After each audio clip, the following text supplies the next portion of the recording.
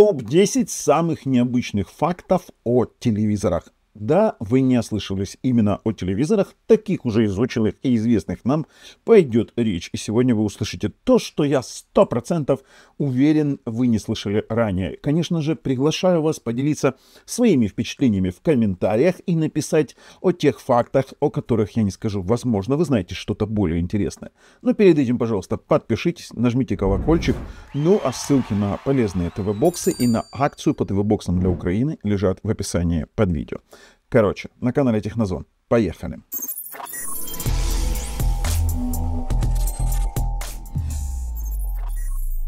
Первое, что вы видите, это картинку какого-то непонятного устройства. А я вам объясню. Дело в том, что это первый пульт дистанционного управления, который работал со звуком. В 1956 году компания Zenit выпустила пульт под названием Flashmatic, он назывался, который управлял телевизором при помощи звуковых щелчков. Представляете? Но было неудобно, телевизор иногда переключался сам. А если рядом лаяла собака или хлопали двери, ну, само собой, то же самое было. Выглядел он именно так. Это единственное изображение, которое я нашел. Мы здесь видим с вами, видите, различные команды. Видите, цветной телевизор, есть кнопка выключить, переключить. Ну, короче, как-то так очень интересно было. Повышение канала, понижение канала, было выключение звука и было полное выключение звука. Достаточно интересная вещь, честно говоря, я сам был очень сильно удивлен. А вот следующий факт вас нисколько не удивит, и вы, скорее всего, о нем слушали. Дело в том, что телевизор может слышать вас. И самое интересное, некоторые умные модели Smart TV, кроме того, что они имеют встроенные микрофоны и камеры, кстати, вот, например, у меня сейчас стоит телевизор Sony с камерой. И вот кто его знает, что он может делать в выключенном состоянии. Но дело в том, что были скандалы, когда выявлялось, что они могут случайно записывать разговоры в комнате. И именно в свое время Vizio заплатила $2,2 миллиона в результате разбирательств по такому скандалу. Я всех предупреждал, ребята, не стремитесь там к каким-то голосовым функциям. Не стремитесь к тому, чтобы у вас была камера в чем-то, а вы все время в свои ТВ-боксы засовываете то голосовой пульт, то микрофоны, то еще чего-то хотите получить. Но я ссылочку на вот эту вот статью закину вам в описании под видео.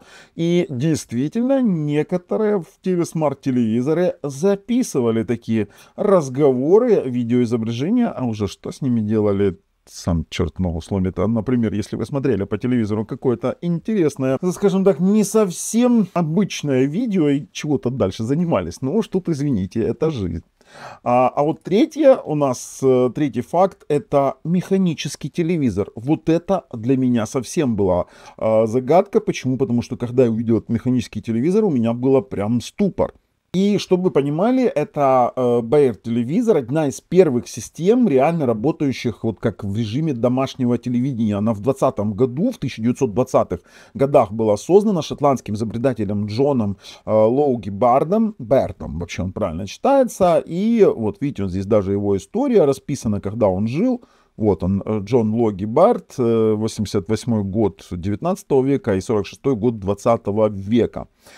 И что самое интересное, как же работал этот телевизор? Мы видим здесь механическую развертку, ну, грубо говоря, с помощью диска. Это, чтобы вы понимали, это диск Нипкова, металлический вращающийся диск с рядом отверстий, которые расположены были по спирали, и при вращении диск сканировал изображение построчно и пропускал цвет через отверстие. На приемнике точно такой же диск синхронно, вот вы видите, да, там тоже он синхронно вращался, на маленькие экраны проецировалась картинка. Звучит дико, но это был первый способ показать живое движущееся изображение в домашних условиях. Кстати, разрешение было от 30 до 60 строк, современные телевизоры имеют минимум 1080 строк, да, и частота кадров была всего лишь 12,5 кадров в секунду, и движение было рывками. Но тут вот есть как есть, но различить какие-то лица и образы уже можно было. А экран окошечка, чтобы вы понимали, был всего лишь 3 на 5 сантиметров. Вот такая вот спичечный коробочек вы туда смотрели, да, там, ну, чуть больше, чем спичечный коробок. А самое интересное, он подключался в связке с радиоприемником, и изображение шло по радиосигналу, а звук принимался отдельно, ну, на обычное радио. Достаточно интересный факт, не так ли? А вот следующий факт у нас был вообще такой интересный. Дело в том, что в 1939 году вот РСА ТРК-12 телевизор, вот он вот такой вот был красивый, как вы видите, да, такой действительно красивый.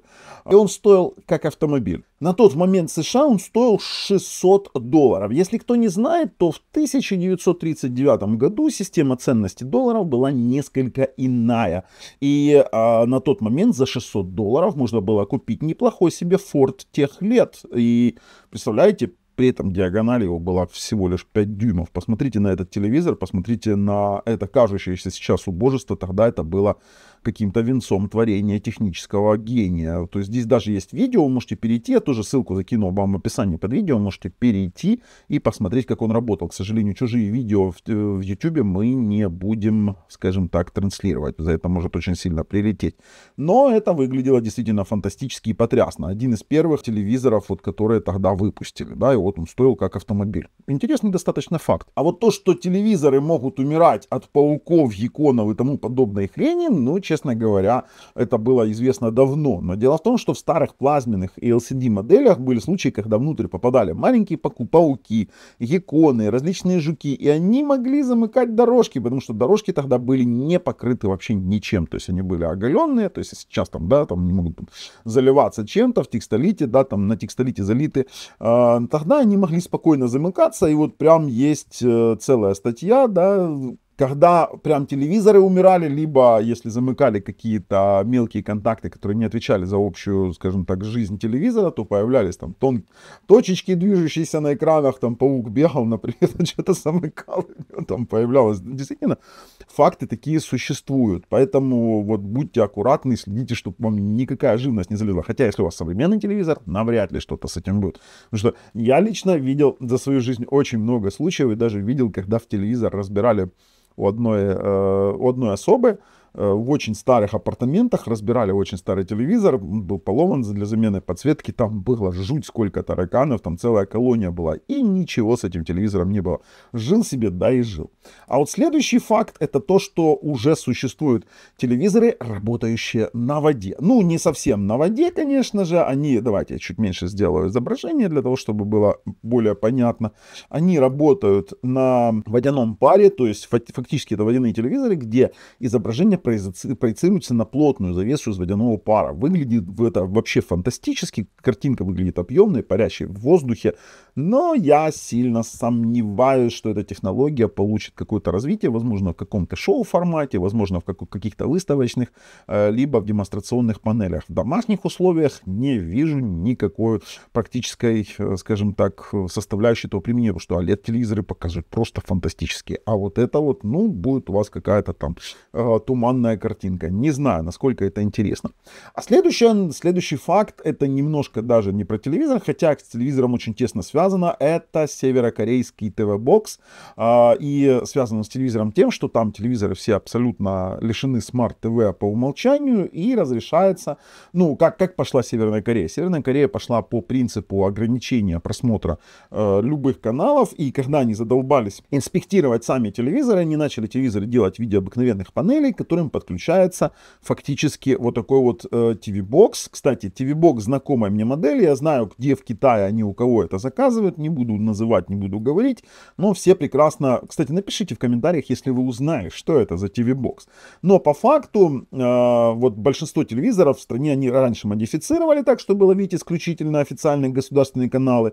А, кстати, за подключение кабеля или спутника без разрешения можно получить реальный тюремный срок. То потом они начали продавать в стране вот такие вот коробочки ТВ-боксы, которые изначально были зашиты вот под определенные государственные каналы. Ты просто его включаешь, подключаешь к какому-то их аналогу интернета и смотрите конкретно их телевидение. И все. И, скажем так, морока с модификацией телевизора у них закончилась.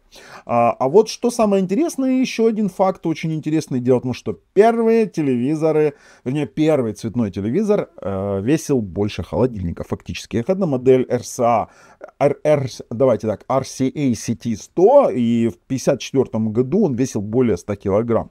При диагонали всего лишь 15 дюймов, представляете? И доставить его домой было сложнее, чем новый шкаф. То есть, представляете, показывал он вот так вот, вот такое вот лупообразное изображение, как мы видим, но оно уже было цветное, представляете?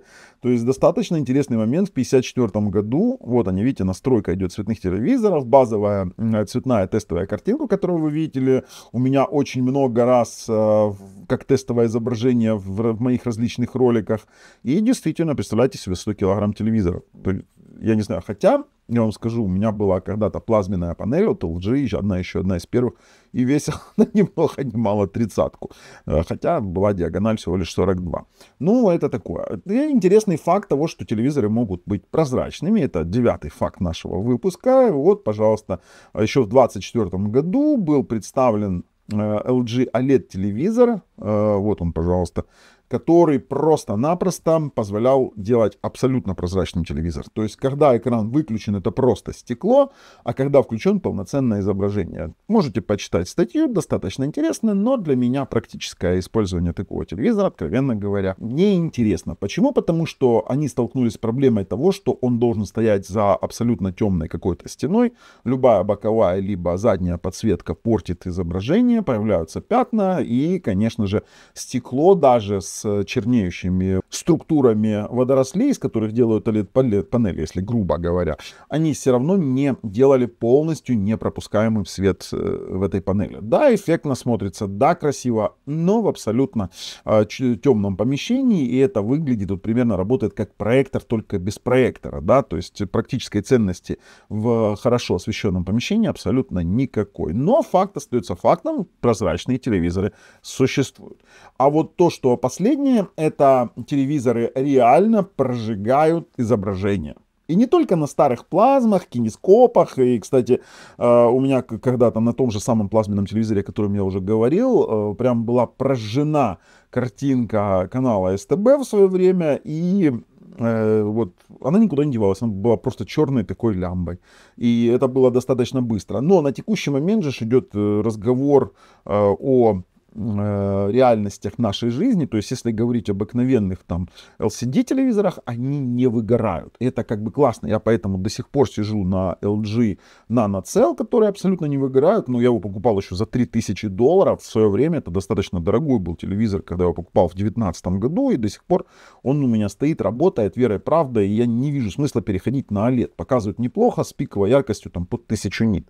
А вот OLED телевизоры реально компания Artinx.com, да, известные, которые артинсы, они тестеры телевизоров, они проводили огромные тесты еще в 2019 году и сделали в 2023 апдейты, в 2022, и выводы какие? Огромное количество часов было проведено тестов, и статическое изображение действительно приводит к выгоранию OLED-панелей. В частности, больше всего выгорает на футбольных трансляциях и на каких-то новостных телепередачах, где есть статические значки, либо, допустим, где в играх на консолях, то есть OLED это не для игр, где какие-то локации, ну, допустим, ореольные локации, ореольные сцены имеют статическую картину. Ну, например, тот же самый Genshin Impact, ты когда играешь, там, вот, допустим, какие-то горы, либо какое-то небо голубое, либо что-то еще статическое, оно примерно в одном и том же месте, на статическом месте, и там действительно может выгореть. Это факт. Один тоже интересный факт, который есть на текущий момент, и пишите свои факты. Ребят, у меня для вас все. Надеюсь, выпуск был интересный. И если вам такие выпуски интересны, такой формат, то у меня есть огромное количество фактов практически обо всем. О ТВ-боксах, о проекторах, о наушниках, о ноутбуках, планшетах и тому подобное. Пишите в комментариях, если интересно, пишите свои факты. А с вами был Бабл на канале Технозон. Пока.